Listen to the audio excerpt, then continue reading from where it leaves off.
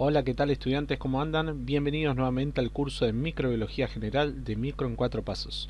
En esta oportunidad, la clase número 2, vamos a tratar el tema de micosis superficiales, una de las patologías más frecuentes en dermatología.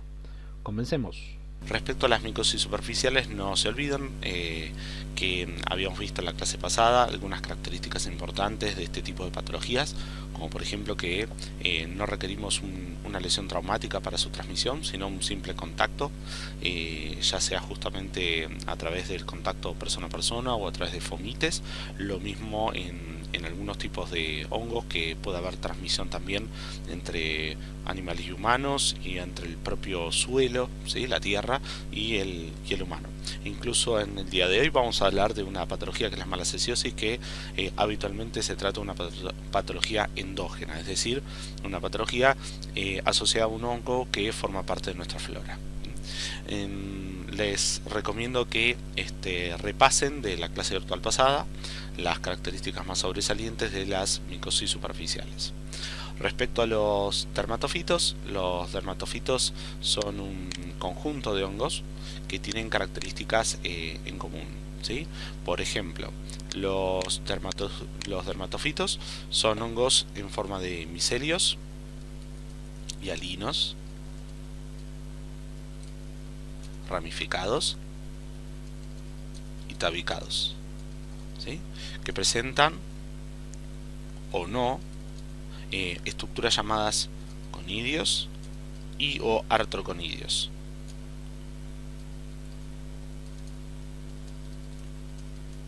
Bien, estos conidios o artroconidios van a ser justamente sus elementos de reproducción, ¿sí? Son estructuras de tipo esporos, ¿sí? Que van a permitir que el hongo después pueda germinar y pueda desarrollar el micelio en el sitio donde se encuentra. Estos hongos, como bien dijimos antes, son un conjunto, ¿sí? No es un hongo, ¿sí? Sino que este conjunto de hongos está formado por 3 géneros de hongos, ¿sí? Que después más adelante los vamos a identificar y los vamos a diferenciar entre sí. Todos estos hongos tienen como característica en común que son queratinofílicos, es decir, que van a necesitar queratina para poder alimentarse. Así que estos hongos van a liberar queratinasas, ¿sí? Para poder justamente digerir la queratina y de esta manera absorberla por digestión lisotrófica. Estas queratinasas no son específicas, ¿sí? De especies, ni tampoco obviamente de géneros, sino que son una serie de proteasas que tienen como función degradar a la queratina. Los lugares donde vamos a encontrar estos dermatofitos son en piel, ¿sí? Principalmente estratocorneo. Vamos a encontrarlos también en el pelo y en las uñas, ¿sí? Que son los lugares donde hay queratina.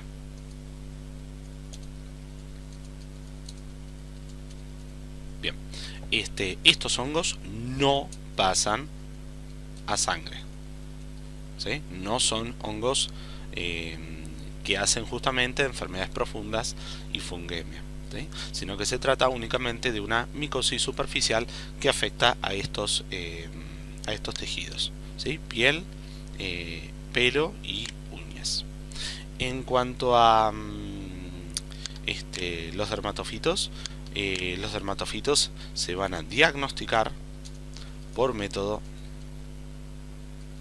directo, es decir, que vamos a realizar un raspado de piel o de uñas si se trata de una patología que afecta a piel o uñas, y vamos a hacer una depilación si se trata, por ejemplo, de una patología que afecta al pelo.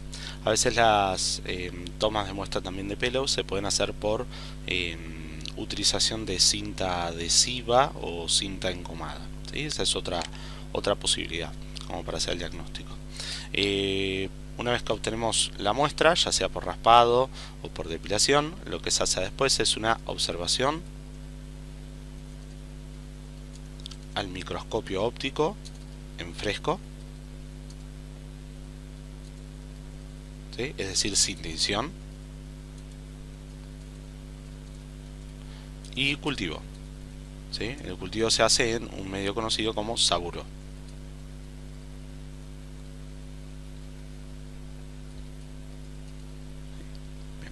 El medio de saburo se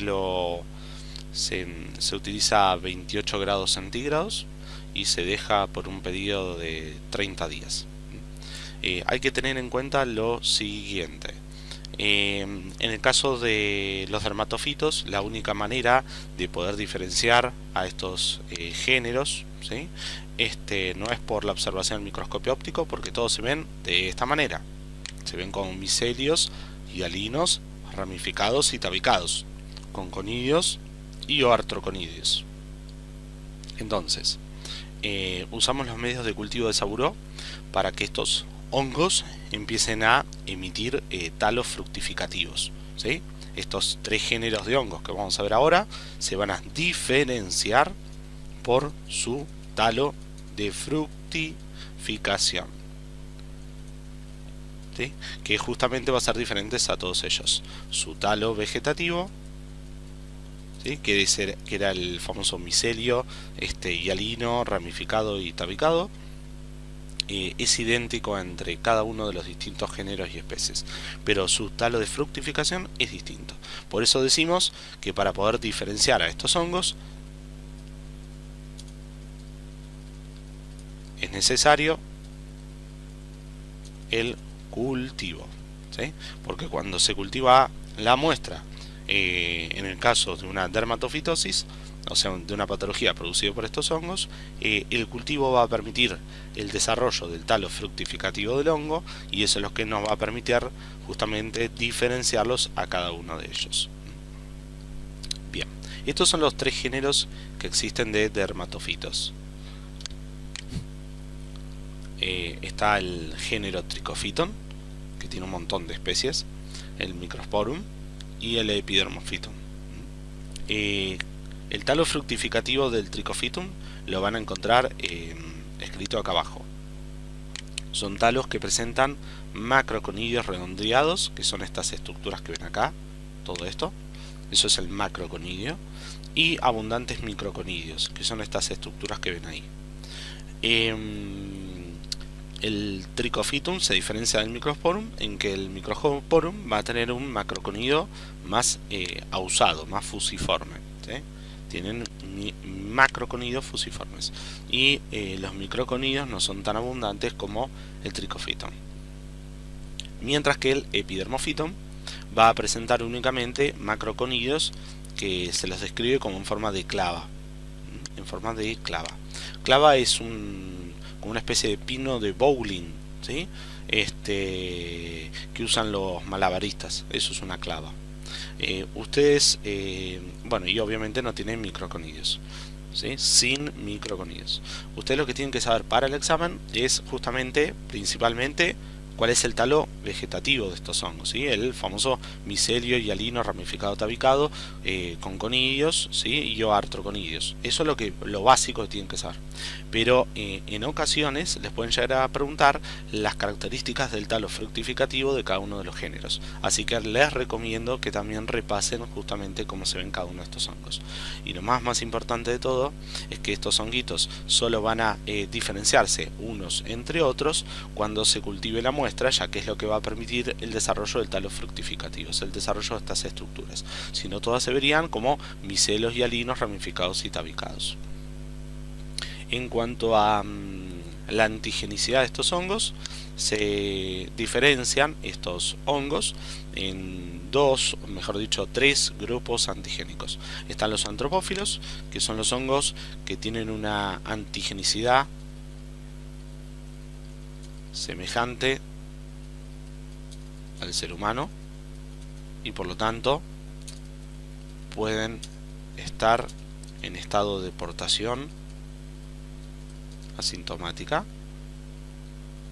¿sí? En nuestro propio cuerpo. Así que los antropófilos son los que van a presentar la posibilidad de infecciones interhumanos. Bien. Mientras que los hongos que se consideran zoófilos son hongos que tienen antigenicidad semejante a los animales. ¿Sí? Cada animal obviamente tendrá algún tipo de especie que sea más semejante a un animal y así sucesivamente. Estos son los que van a presentar justamente transmisión animal-humano, o sea, van a producir una zoonosis. Bien, y los geófilos son hongos que habitan en el suelo. Así, estos justamente no van a presentar ni transmisión persona a persona ni transmisión zoonótica, ¿sí? Los que son geófilos. Lo más importante de esto es que los zoófilos y geófilos, al tener una antigenicidad que es distinta a la antigenicidad de los hongos antropófilos, estos pueden llegar a producir una respuesta inflamatoria y no pueden estar en estado de portación asintomática. Sin portación asintomática. Siempre generan un cuadro infeccioso y un cuadro inflamatorio. En cuanto a los hongos, que son antropófilos, zoófilos y geófilos, acá los tenemos resumidos en este cuadro, ¿sí? Los Trichophytum tienen especies, que son estas que ven acá, ¿sí? Todas estas especies, ¿sí?, pertenecen al género Trichophytum. Bien, lo mismo estas que están acá y lo mismo estas que están acá, ¿sí? Todas estas son del Trichophytum. Entonces tenemos Trichophytum rubrum, Trichophytum interdigitale, Trichophytum downsurans, Trichophytum violaceum, Trichophytum schonleini, Trichophytum mentagrophytes, verrucosum, etc. Y están divididas sus especies según si son antropófilas, zoófilas y geófilas. Lo mismo sucede con el Microsporum y lo mismo sucede con el Epidermophytum, que por suerte hay una única especie y que es antropófila. Respecto a lo que hay que saber bien para el examen, son las especies más importantes de cada uno de estos géneros y saber si son antropófilas, zoófilas y geófilas, para poder justamente saber cuáles son las que pueden ser de transmisión interhumana, que serían las antropófilas, ¿sí?, las que se transmiten por animales, que serían las zoófilas, y las que se transmiten por el contacto con el suelo, ¿sí? Y saber justamente, además de ellas, cuáles son las que pueden estar en estado de portación asintomático en nuestro cuerpo y cuáles son las que pueden producir más inflamación, que son justamente las que pertenecen a estos dos grupos, zoófilos y geófilos. Bueno, respecto a las especies más importantes de Trichophytum, las que suelen entrar en el examen son el rubrum, ¿sí?, márquenla porque suelen aparecer en las preguntas choice, el Tomsurans, el Violaceum y el Schondleini, ¿sí? Estas son las que entran de Trichophytum antropófilos, ¿sí? De Microsporum, esta no la preguntan, y Epidermophytum sí, porque es la única, por supuesto, ¿sí?, el Flocosum. De los que son zoófilos de Trichophytum pueden preguntarles el Mentagrophytes, que hace portación asintomática en los conejos, así que la gente que se dedica a la cría de conejos o a la cría de cualquier otro tipo de roedor, o que tiene como mascota algún conejo o algún cobayo o algún hámster, algo así, puede llegar a tener transmisión zoonótica. El Trichophytum verrucosum, ¿sí?, que hace portación asintomática en bovinos, así que estaría más vinculada a la producción ganadera. Y después tenemos dentro del género Microsporum al Canis. También lo suelen tomar en el examen, ¿sí? El Echinum del Trichophytum no, y los Gallinae y Echinum del Microsporum tampoco, ¿sí? De los zoófilos tienen que saber estos tres. Y de los geófilos, el único que hay que saber que puede entrar en el examen es el Gypsium, ¿sí? No es habitual que lo pregunten, pero puede llegar a estar en alguna pregunta choice. Sepan justamente esas especies que marcamos acá, cuáles son antropófilas, cuáles son zoófilas y cuáles son geófilas, porque los zoófilos y geófilos pueden llegar a desarrollar un cuadro inflamatorio y supurativo que se llama Querion de Celso, que es lo que ven acá en esta imagen, ¿sí?, que si lo ven parece como si fuera un proceso infeccioso bacteriano, ¿sí? que se suele dar en lugares donde hay pelo. ¿Ven? Acá hay pelo de... Esto es una cabeza humana, ¿sí? Tenemos el cuero cabelludo, este sería el cuero cabelludo, y acá en este cuero cabelludo el pelo se empezó a caer y empezó a producirse esta lesión, ¿sí? Que se llama querion de Celso. Y como ven, y está marcado acá entre paréntesis o corchete, el querion de Celso se produce justamente por hongos que sean zoófilos o geófilos, o sea, hongos que puedan producir una respuesta inmunológica mucho más exacerbada. Así que vamos a definir qué es el querion de Celso. ¿Sí? El querion de Celso es una lesión inflamatoria y supurativa que presenta el paciente en zonas donde hay pelos e infección por hongos zoófilos o geófilos. ¿Sí? Bien. El querion de Celso no aparece asociado a infecciones por hongos antropófilos. Eso es importantísimo. No por hongos antropófilos.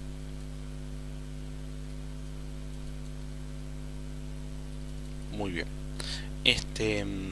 Algo que también vamos a ver en el querion de Celso es que esta lesión puede confundirse con, por ejemplo, el impétigo, ¿sí?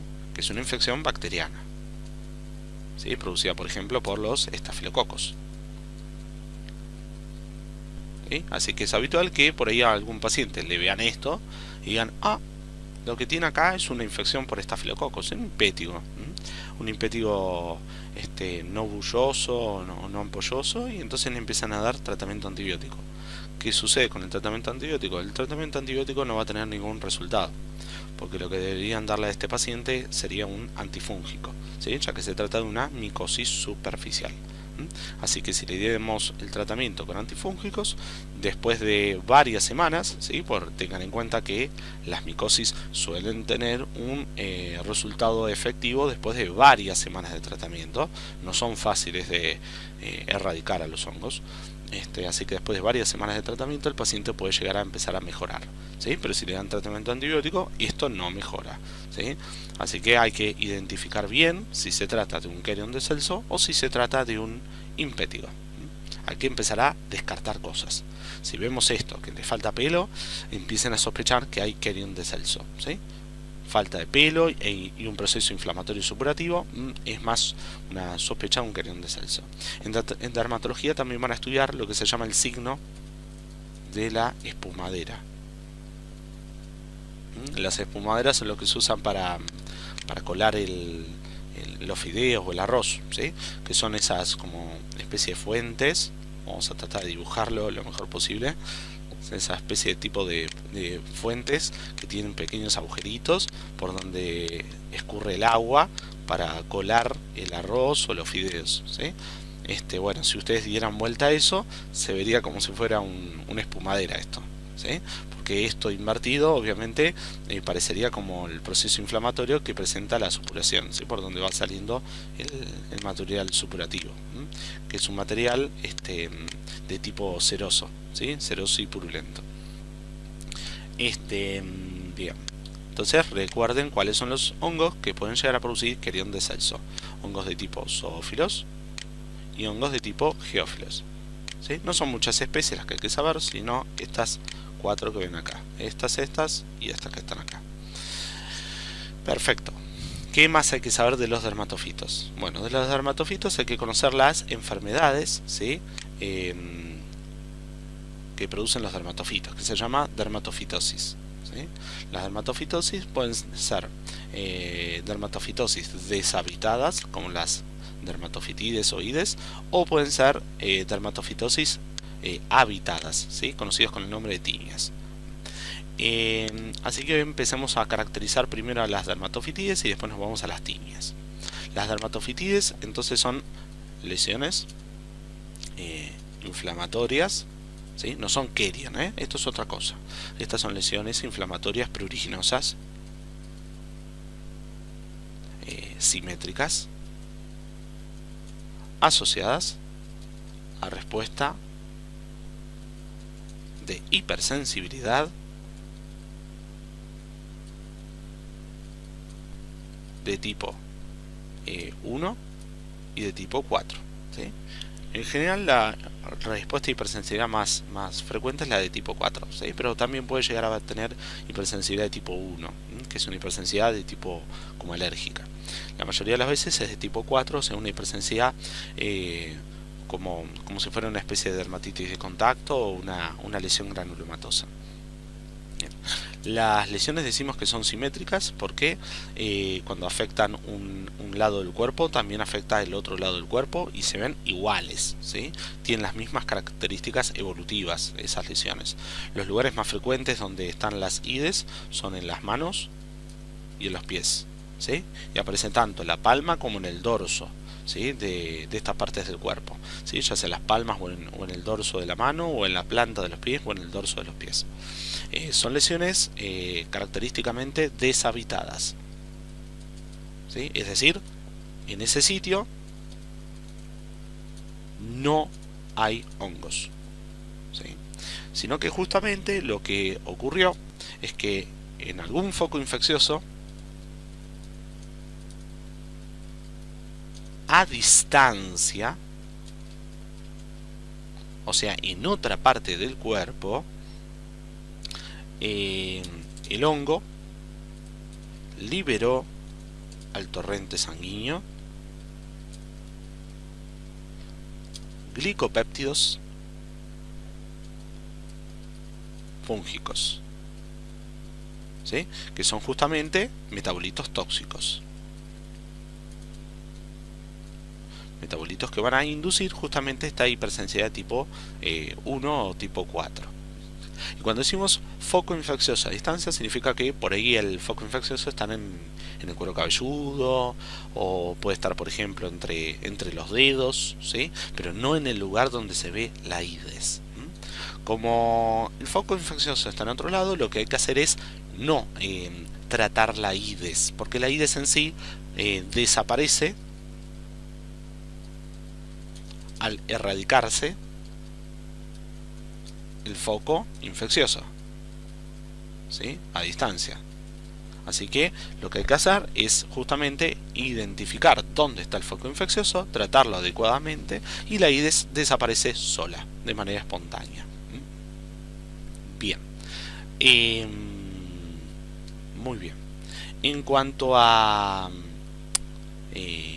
las IDES, tengan en cuenta que el raspado va a dar un resultado negativo, ¿sí? Justamente porque en el sitio donde aparecen las IDES o dermatofitides no está el honguito. Así que al observar el microscopio óptico lo único que vamos a ver es restos de queratina, procesos, células inflamatorias y cultivos obviamente negativos. Bien. No quiero que confundan que el pasaje al torrente sanguíneo de los glicopéptidos fúngicos ustedes lo vinculen con el pasaje de hongos al torrente sanguíneo. Tengan en cuenta que los dermatofitos nunca pasan a sangre, ¿sí? Los dermatofitos permanecen siempre a nivel superficial, ya sea en la piel, ya sea en el pelo o ya sea en las uñas, ¿sí? Pero no pasan los hongos a sangre. Lo que estamos diciendo acá es que lo que pasa a sangre son metabolitos tóxicos. En cuanto a las tiñas son procesos infecciosos que afectan piel, pelo y uñas, ¿sí? Así que vamos a ir estudiando distintos tipos de tiñas. Tiñas que reciben el nombre por la localización o el tipo de tejido, ¿sí? Que se está comprometiendo. Por ejemplo, la tiña capitis es una infección intrafolicular. Como es una lesión intrafolicular, lo que vamos a ver es que el pelo se empieza a resquebrajar y se empieza a romper. Así que ese pelo, por ejemplo en la cabeza, o sea el cuero cabelludo, empieza a romperse y empieza a desprenderse y provoca una lesión que se llama alopecia. La alopecia es la falta de pelo, como ven acá, ¿sí? Como en esta zona, y la falta de pelo en zonas donde normalmente el pelo estaba, ¿sí? En esta imagen tenemos un nene que en la región temporal derecha o parietal derecha tiene una lesión de tipo alopésica. Las lesiones alopésicas del cuero cabelludo, ¿sí? O sea, las tinnias capitis, se pueden clasificar en microspóricas, tricofíticas y fábicas, ¿sí? Toman los tres tipos de presentaciones.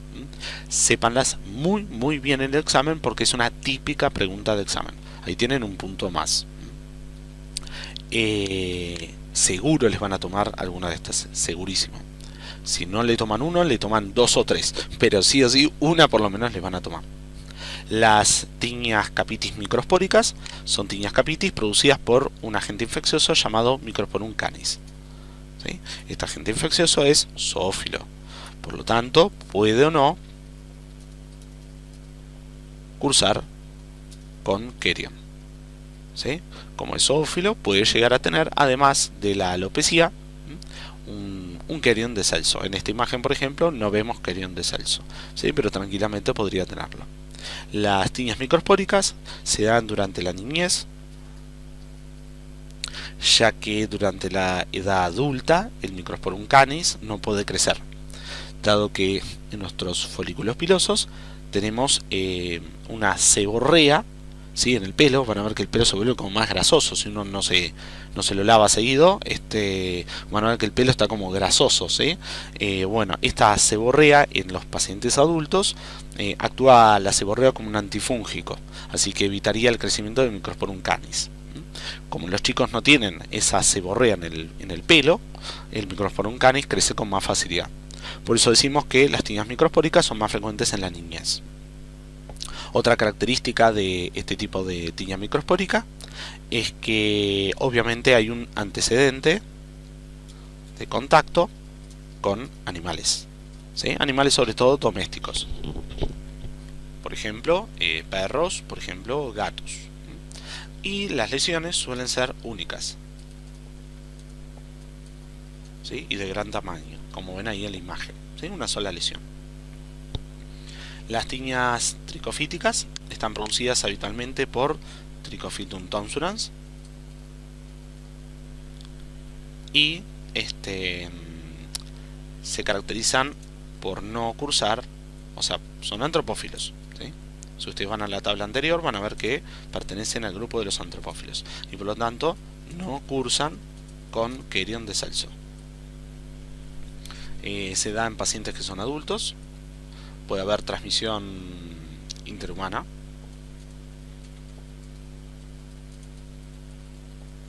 No necesariamente tiene que haber un contacto directo. Puede ser también a través de un fomite, ¿sí? Por ejemplo, no sé, peine, ¿sí? Un cepillo, un peine, algún elemento que actúe como un vector, ¿sí? Un vector mecánico. Puede ser un gorro, un sombrero, una almohada. Si ustedes se fijan en los transportes públicos de larga distancia, van a ver que tiene en los apoyacabezas unas fundas. Esas fundas deberían reemplazarse para justamente evitar la transmisión interhumana a través de fomites, porque les puede producir alopecia. No es para generar pánico, ¿sí? Pero es como para que ustedes entiendan también el concepto de transmisión por fomites. En cuanto a las lesiones suelen ser en parche, son lesiones múltiples, ¿sí? Como en parche. Bien. Y después tenemos otra tinnia, ¿sí? Capitis, que se la denomina fábica. Las tinnias fábicas son tinnias producidas principalmente por Trichophytum schwanleini,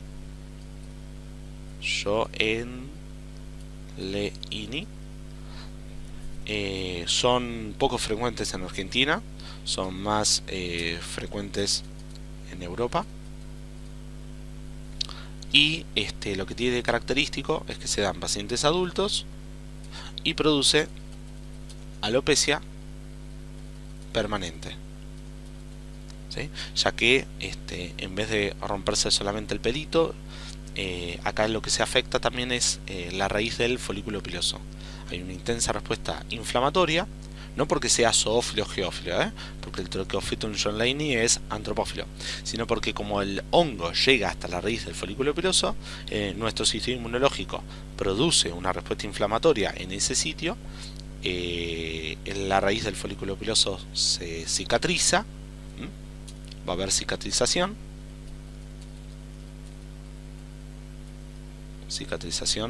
de raíz, ¿sí? Y esa cicatrización de la raíz va a provocar justamente la pérdida del pelo de manera permanente, ¿sí? Esta la suelen tomar y bastante, así que sepan bien tiña fábica y recuerden cuál es el agente infeccioso que con más frecuencia produce esta patología. Bueno, vamos con otra clasificación también de las tiñas capitis. Las tiñas capitis se las pueden clasificar en tiñas ectótricas y endótricas. Las tiñas ectótricas son tiñas producidas en general por organismos que son zoófilos. Por ejemplo, Microsporum canis, por ejemplo, Trichophytum mentagrophytes, o el Trichophytum verrucosum, ¿sí? Esa puede ser la otra, verrucosum. Bien, puede ser otro de los hongos zoófilos. ¿Por qué se le dice ectotrix? ¿Sí? Lo más importante, ¿sí? Su nombre. Como habíamos dicho al principio, las infecciones de estos hongos son intrafoliculares, es decir, que el filamento, ¿sí? O micelio está dentro del pelo, pero los conidios, en este caso particular, están fuera del pelo, ¿sí? De ahí el nombre ectotrix, ¿sí? Ectotrix significa fuera del pelo. Como ven en esta imagen, esto que está más en color azul, vamos a agrandar un poquito, esto que está en color azul es el filamento micelio, ¿sí? Si yo hiciera un corte transversal así, ¡sac!, veríamos lo que se ve acá en esta imagen, ¿sí? Ahí tenemos al folículo piloso, ahí tenemos a los filamentos, ¿sí? Que es esto que están viendo acá, cortado.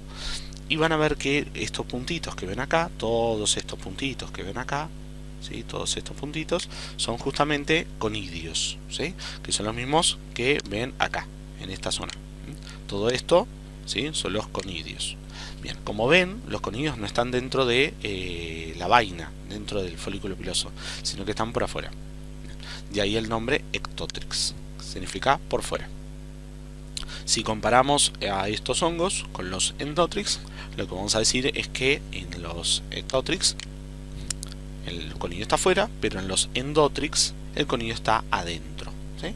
Así que vamos a poner esas características. Los endotrix habitualmente están producidos por hongos que son antropófilos, como por ejemplo puede ser Trichophytum thomsonans, ¿sí? O qué sé yo, Trichophytum violaceum, ¿sí? Por ejemplo, son hongos que tienen filamento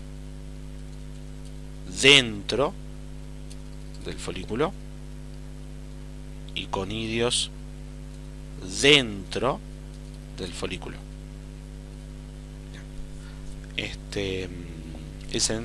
Esa es entonces la diferencia entre una y otra. Y acá viene el otro dato importante para el examen. Debido a que los hongos que producen esta patología ectotrix son zoófilos, ¿sí?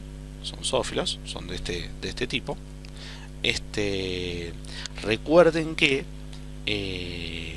las tiñas ectotrix pueden cursar con querión de Celso.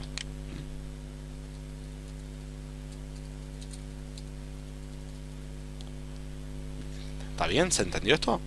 Porque justamente como está producido por hongos zoófilos, y los hongos zoófilos eran antigénicamente muy distintos a los seres humanos, podían producir una respuesta inflamatoria exacerbada.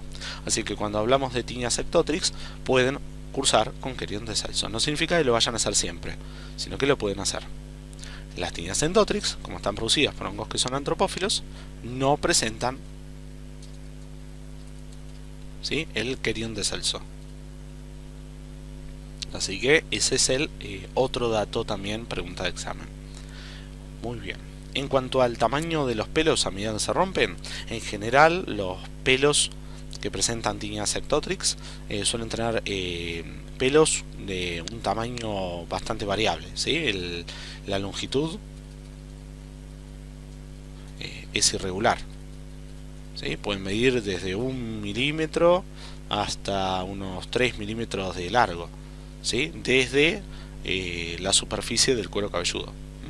Mientras que las Tineas endotrix, como el hongo tiene el filamento y el conidio adentro del pelo, el pelo se vuelve mucho más frágil. Se rompe incluso el pelito dentro de nuestro cuero cabelludo.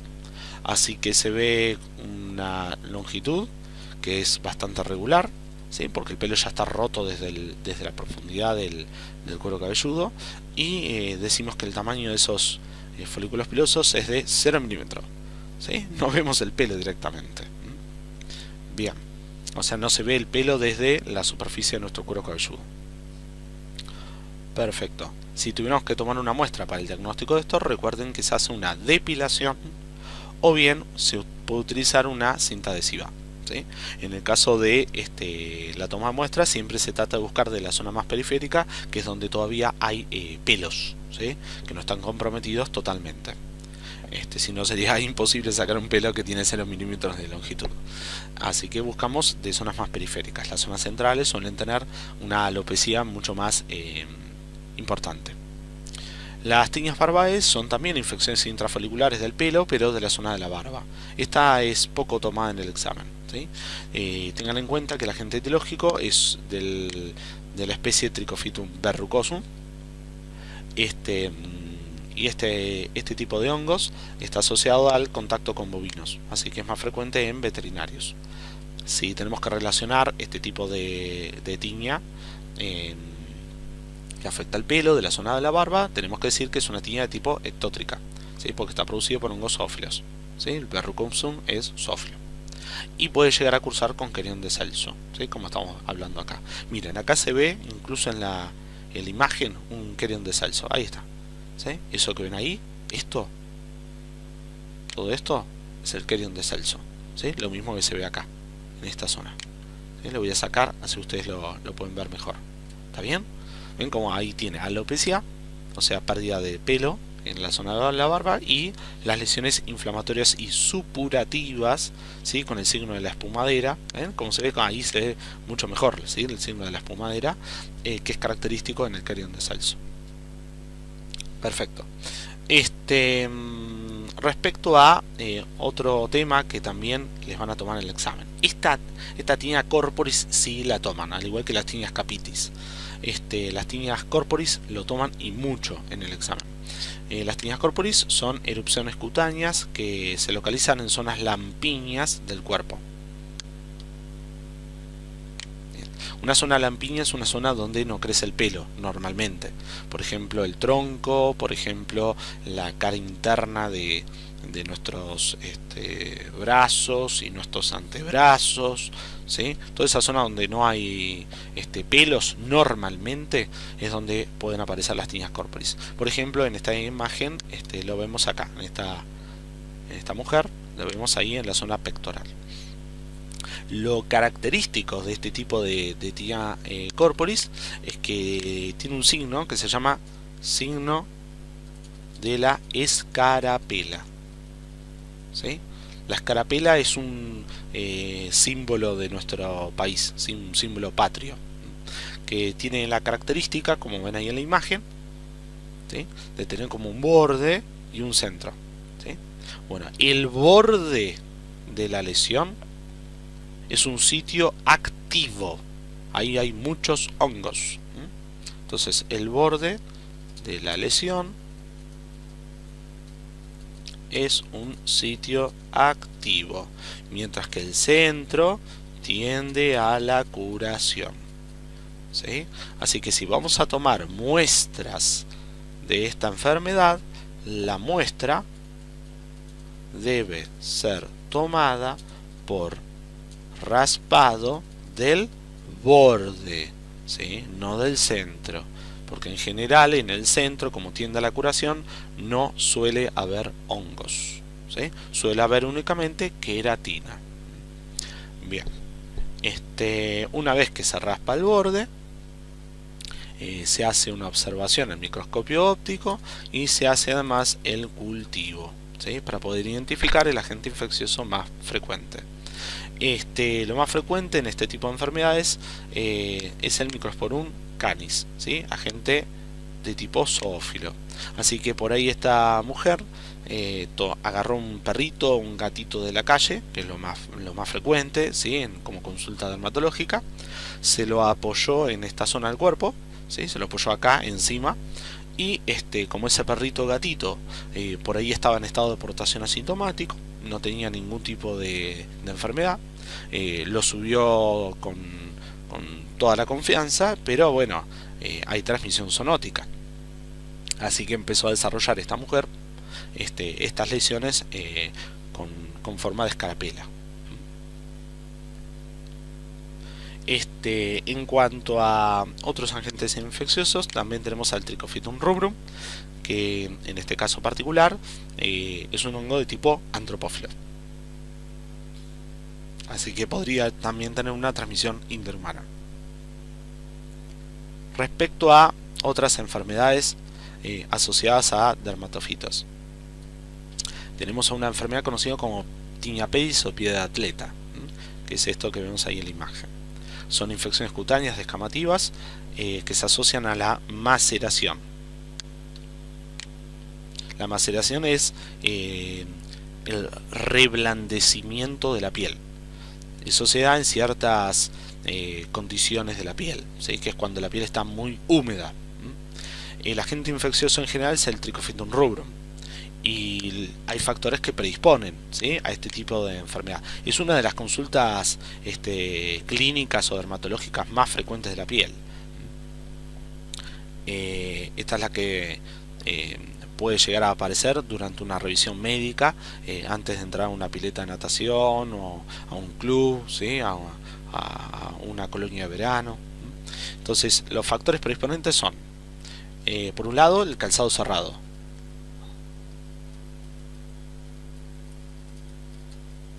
Bien. Ejemplo, soldados.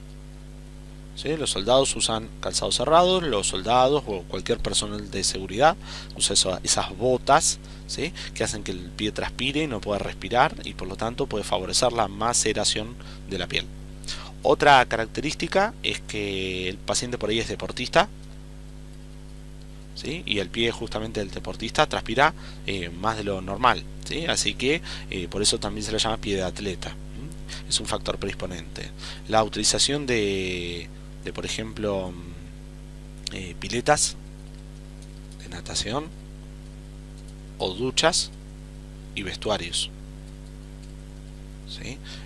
Puede favorecer también la transmisión de esta micosis, ¿sí? Porque si un pie con esta micosis plantar contacta con el piso de una ducha de un club y después esa persona se va y va a otra persona y contacta con el pie directamente sobre esa ducha, ahí va a haber una transmisión a través de fomite. Por eso se recomienda también obviamente utilizar algún tipo de hojota, ¿sí? Algún tipo de calzado, algo que aísle el pie del contacto directo con la ducha. Lo ideal por supuesto es la revisión médica. Si hay lesiones descamativas, no concurrir al club hasta que la lesión haya desaparecido por completo. Suelen requerir un mes a 2 meses de tratamiento antimicótico.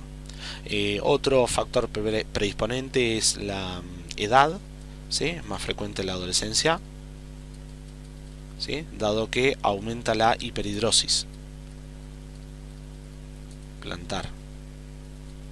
¿sí? Eso por los cambios hormonales que se van dando en el cuerpo.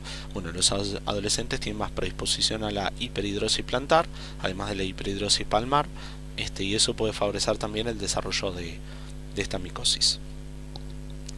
Muy bien, sepan bien los factores predisponentes. El agente infeccioso de este tipo de tiña es el Trichophytum rubrum.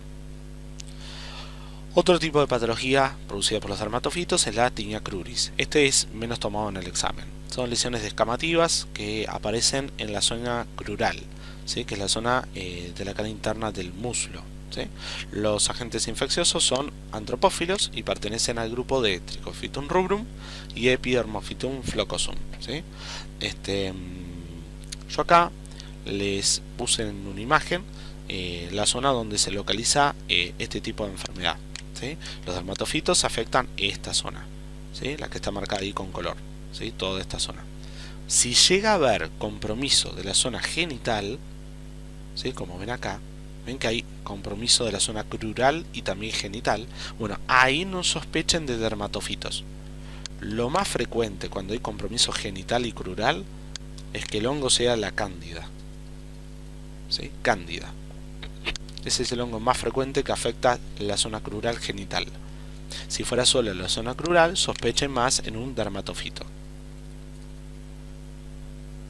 Bien, tengan en cuenta ese dato. Bien, ahí lo ven en la imagen, ¿sí? Cómo se ve estas lesiones.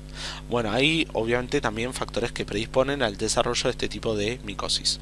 Por ejemplo, la edad, ¿sí? La edad avanzada es un factor predisponente. Otro factor predisponente es la obesidad. Otro factor predisponente es también la diabetes y por supuesto la mala higiene personal. Bien, tengan en cuenta que esta patología en general es menos tomada en el examen. Y por último, dentro también de la dermatofitosis hay que hablar sobre una patología conocida como tinea unguium o también llamada onicomicosis, ¿sí? Son infecciones que afectan justamente las uñas. El agente etiológico frecuente es el Trichophytum mentagrophytes, puede haber Trichophytum rubrum, ¿sí? Y también puede llegar a haber cándida. Las onicomicosis pueden ser también por cándida. Lo más importante respecto a cándida es que las cándidas pueden cursar con lo que se llama perionixis, es decir, inflamaciones alrededor de la uña.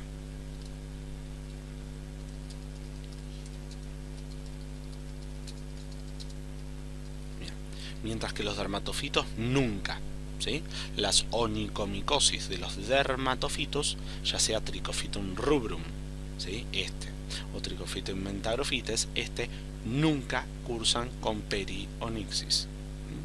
Bien, las cándidas pueden o no producirla, ¿sí? Tengan en cuenta ese dato, pueden o no, ¿sí? Puede haber onicomicosis con perionixis como onicomicosis sin perionixis. Bien, las presentaciones clínicas más frecuentes de las onicomicosis son las llamadas onicomicosis distróficas y las leuconiquias, ¿sí? Que son las onicomicosis blancas superficiales. En el caso de la onicomicosis blanca superficial afecta principalmente la mano,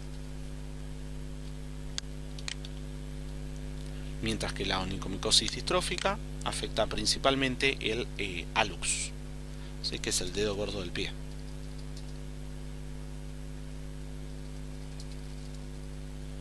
Bien, o primer dedo del pie, ¿sí? Puede haber compromiso también de otras uñas del pie, ¿sí? Pero el más frecuente es ese. Lo van a ver en pacientes que son mayores de 50 años, ¿sí? Por lo menos en más del 20% de los pacientes mayores de 50 años se desarrolla estas onicomicosis. En menores de 50 años es poco habitual, pero puede llegar a haber. Se caracterizan por la presencia de onicolisis, es decir, destrucción de la uña, y también por el desarrollo de hiperkeratosis. o sea, la uña se pone mucho más gruesa, ¿sí? Opaca y amarillenta. Lo normal es que la dermatofitosis comience desde el hiponiquio, es decir, desde los bordes libres de la uña, que son estas zonas que ven acá, ¿sí? Esto, todo este borde de acá, ¿sí? Ese es el borde libre, o también conocido como hiponiquio, o sea, esto de acá. Bien. Pero si llega a haber compromiso profundo, ¿sí? Ahí tienen que sospechar de algún inmunocompromiso. El compromiso profundo está asociado a pacientes inmunocomprometidos, ¿sí? Por ejemplo, pacientes diabéticos, por ejemplo, pacientes con VIH, ¿sí? Que están en una fase mucho más avanzada, así como el SIDA. Bien. Puede haber compromisos que son superficiales y proximales, no es lo más frecuente, ¿sí? O sea, que comience desde esta zona que está acá. Vamos a ahorrar un poquito. Ahí está, así se ve mejor. Que comiencen acá, ¿sí? No es lo habitual, ¿sí? Compromiso proximal y superficial, pero bueno, puede llegar a desarrollarse. Tengan en cuenta que si empieza a desarrollarse la micosis a nivel profundo y proximal, ahí sí, asocienlo a inmunocompromiso. Bien, en cuanto a la toma de muestra de esto, recuerden que se hace por raspado profundo. Toma de muestra por raspado profundo. Como en algunas muestras ustedes van a ver al microscopio óptico que hay mucha queratina, lo que se puede utilizar para eliminar la queratina es el KOH, el hidróxido de potasio, ¿sí? Que actúa como queratinolítico, y de esta manera eliminamos la queratina para poder observar en fresco, o sea sin tinciones, el crecimiento de estos hongos. Está indicado en algunos libros también que se puede hacer tinciones con tinta Parker o algunos colorantes. No es necesario de rutina, se suele usar para poder sacar fotos y para poder tener imágenes muy bonitas en internet o imágenes bonitas en los libros, ¿sí? Pero no sería necesario en la mayoría de las veces. Se hacen observaciones al microscopio óptico directamente en fresco. La otra patología superficial que vamos a aprender en la clase de hoy es la malacesia, ¿sí? La malacesia se caracteriza por ser un hongo lipofílico, ¿sí? Obligado, debido a que carece de capacidad de sintetizar ácidos grasos de cadena corta, ¿sí? Así que estos honguitos van a estar creciendo en sitios donde hay seborrea.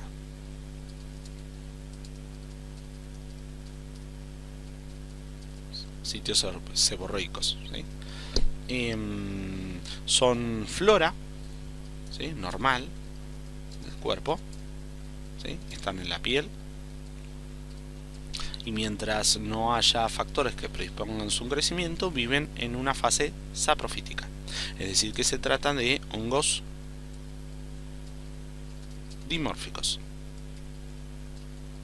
¿sí? Lo habitual es que si yo raspo la piel, debería ver la fase saprofítica del hongo. La fase saprofítica del hongo es una fase de tipo levaduriforme, ¿sí? Tiene un talo levaduriforme.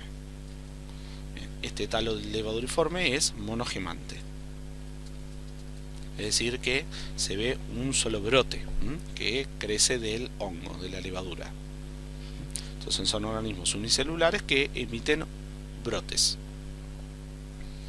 Cuando hay factores predisponentes, que ahora los vamos a ir nombrando, a los grupos de riesgo, el hongo puede pasar a su fase parasitaria, es decir, empieza a pasar a la fase donde empieza a producir la enfermedad. La fase parasitaria se la describe como un micelio corto y grueso con levaduras, ¿sí? Son micelios que no tienen ramificaciones, por eso también se le suele llamar espagueti con albóndigas.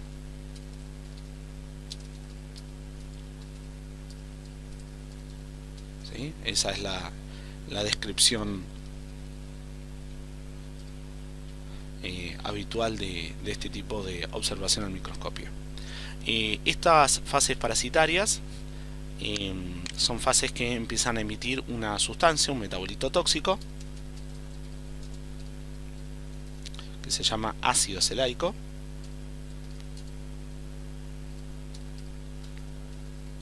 que daña los melanocitos.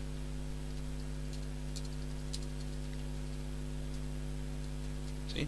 Cuando los melanocitos justamente absorben este ácido acelaico y se combina con la radiación ultravioleta. Así que este ácido acelaico termina dañando el melanocito y es lo que nosotros vemos en la enfermedad producida por la malacesia. Los grupos de riesgo de este tipo de enfermedad son la utilización de aceite bronceador, ¿sí? Porque justamente le estamos dando los ácidos grasos que necesita el hongo para poder crecer. La desnutrición, porque favorece la producción de seborrea en la piel. La edad, ¿sí? Es más frecuente, pregunta de examen, no se olviden, es más frecuente en jóvenes adultos. A veces aparece también en la adolescencia, pero es más frecuente en edades entre 20, 30 años, ¿sí? A veces un poquito menos. No es una enfermedad de pacientes añosos, ¿sí? Aparece también en tratamiento con glucocorticoides. También aparece en el embarazo. Bien. No aparece en obesidad, ¿sí? La obesidad no es una condición predisponente del desarrollo de infecciones por este tipo de hongos. Las enfermedades que producen estos hongos se denominan pityriasis versicolor, ¿sí? Que son lesiones hipopigmentadas, no pruriginosas y finamente escamativas, que aparecen en zonas donde hay mayor exposición solar, ¿sí? Porque se nota la piel que está sana, que se va a poner más tostada, ¿sí? Más bronceada, y la lesión producida por este hongo, que al dañar al melanocito uno lo ve como una lesión hipopigmentada, como manchitas blancas. Si se fijan en la gente en verano, van a ver que cuando toman sol hay algunos que tienen pequeñas manchitas blancas en la piel. No son dolorosas, son lesiones prácticamente estéticas, ¿sí? Que son de consulta dermatológica durante el verano, ¿sí? Que es cuando uno toma sol y es donde más se notan este tipo de manchitas. Otra característica de este hongo es que también puede llegar a producir foliculitis. No están de acuerdo todos que esté vinculado a fonunculosis. Estas son las dos patologías que puede producir. Y ocasionalmente puede producir fungemia, ¿sí? Cuando el paciente tiene un catéter. ¿Sí? Si tiene un catéter en la piel puesto, un catéter venoso, bueno, la lesión traumática de la piel puede favorecer el pasaje del hongo hacia la sangre. El diagnóstico. ¿Cómo se hace el diagnóstico de la malacesiosis o de la pityriasis versicolor? Lo que se hace es un raspado, o se utiliza una cinta adhesiva en el sitio de lesión, y lo que hacemos después es una observación en microscopio óptico con tinta Parker. Ahí vamos a ver las famosas los famosos espaguetis con albóndigas, o sea, vamos a ver los micelios cortos de pared gruesa y no ramificados, ¿sí? Con levaduras,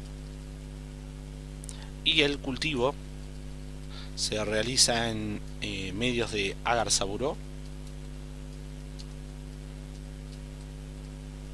¿sí? Pero con aceite de oliva, ¿sí? Que es lo que favorece el desarrollo de estos honguitos. También se puede usar otro medio que se llama medio de Dixon, ¿sí? Que justamente también favorece el crecimiento de estos hongos. Bien, no se hace serología, ¿sí? Ya que igual que los dermatofitos, ya que en general las micosis superficiales no son de diagnóstico por método indirecto.